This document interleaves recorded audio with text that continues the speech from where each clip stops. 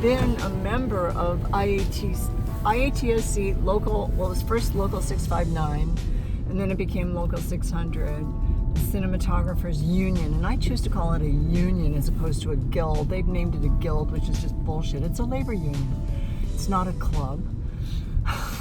But anyway, I've been a member since 1979, so I have a 40-year, am I going the right way? Please tell me I am. 40-year pin. And I've sat on the board consistently, continuously, of both unions since 1985, 86, somewhere in there. It was the early 70s. There were very few women. I didn't know of any other women except Joan Churchill, who was a documentarian. Several years later, ultimately I got into the IATSC in 1979. But during those years, early years in the 70s, there were about 5 women who were doing what I was doing, who were breaking into being camera assistants. The guys thought we were all the same person because we all happened to be tall and blonde. You know, well, sometimes I would show up on set and one of the crew guys would say, "Who's your dad?" Well, I said, "My dad's dead. He was a car salesman." "Well, who's your boyfriend? Who are you fucking?" So I got a lot of that. And then I also got sabotaged throughout my career. There were guys who, you know, just couldn't handle it, couldn't handle a woman in the position that I was in, either as a camera assistant or as a camera operator. I remember on this one shoot, I was on a commercial shoot with this huge camera, this BNCR, and I always prepped the gear. I was, you know, meticulous about prepping the gear, about being on time, all that stuff. But one thing I hadn't learned was in the BNC, the old cameras, there was a glass. It could be flipped, and if it was flipped, you wouldn't notice it looking through the lens system, but it would throw all the focus off. And so the guys at the equipment house sabotaged me, flipped the glass after I had prepped the gear, and so all my work came out of focus, which was really disturbing. But on the other side, I want to say that completely on the other side, I got a lot of help from guys, a lot of help. Men who mentored me, who were not prejudiced, you know, and I wouldn't have had a career at all had there not been guys who supported me, including Steve Burum, who helped me, Hiro Narita, and Haskell Wexler hired me early on. I'd been ACing, camera assisting for about 5 years, and a guy named Denny Claremont, who had a camera rental house, introduced me to Haskell. I was in the camera rental place prepping some gear, and Haskell came in, and I didn't know who Haskell was. I didn't know that he was an Academy Award-winning cameraman, and I was kind of ignorant. And Denny introduced me to Haskell, and Haskell called me like the next week and hired me. The move up to operator, from camera assistant to operator, is a tough move for everyone, but much more so for women. And there are very few women still who are feature operators, so I'm proud that I was able to do that.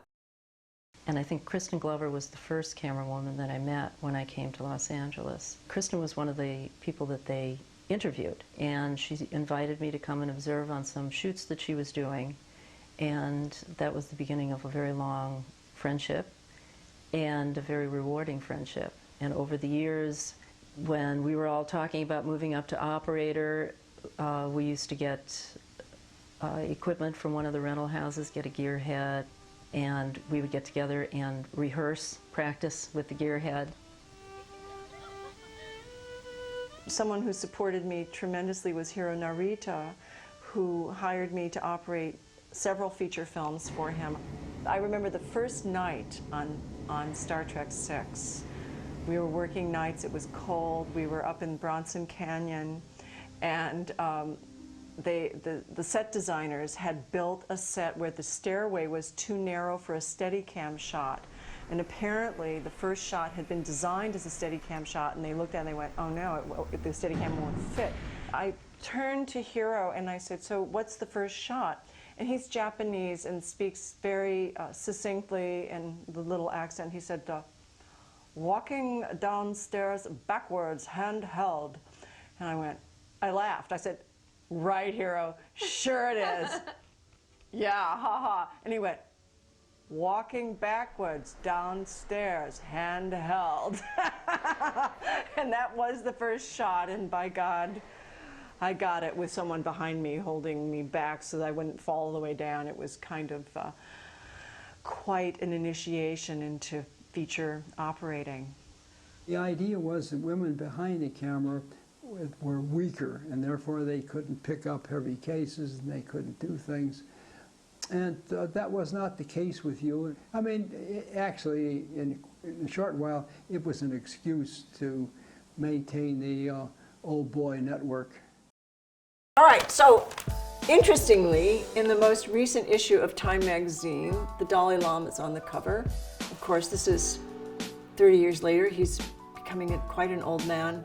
But when I was in India in 2000 at his residence, I was actually on this balcony with him and with a group of people. Richard Gere was there. It was pretty amazing.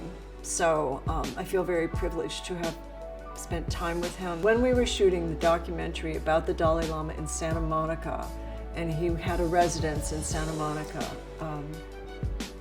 in one part we were shooting an interview for Canadian, we were shooting a lot of things. We were shooting an interview for Canadian television.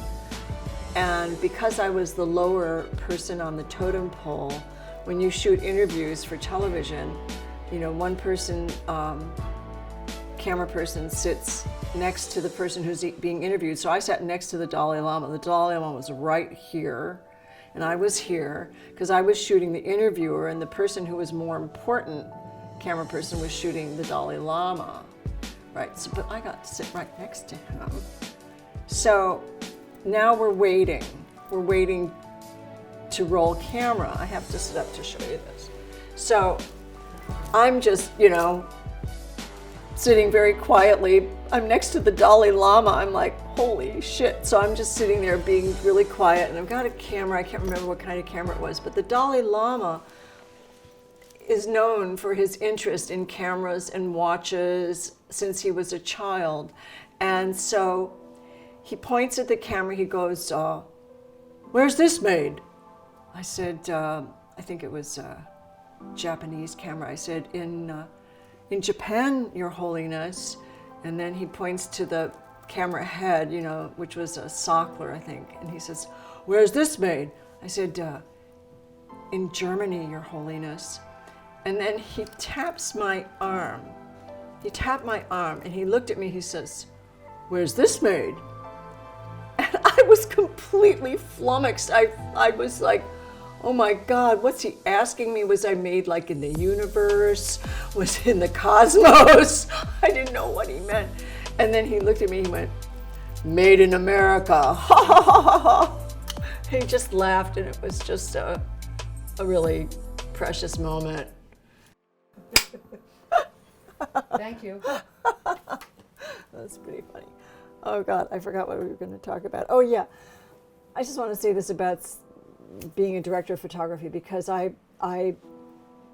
built a reel as a director of photography. I shot stuff for free, shot UCLA projects, shot AFI projects, commercials. And at one point I had a reel and I showed it to a director of photography colleague and a guy. And he said, you know, it's really too bad that you're a woman, because you'd be shooting all the time if you were a guy. I don't want to boo-hoo, but yeah, that was painful. So that was one of the reasons that I decided to put my energy and my focus on writing. I kind of stopped trying to be a director of photography and decided to give my focus toward writing with the aspiration to get to direct. And I kept doing my job as camera operator. So I did direct something, a small thing that got a bunch of awards. It's a short, it's very dreamy. It's called A Paris. It's kind of a poem to Paris. Got some nice awards for that. then tried to get feature film deals, couldn't get them off the ground. So it kind of came down to me that I was going to find my own opportunity and make my own opportunity to direct.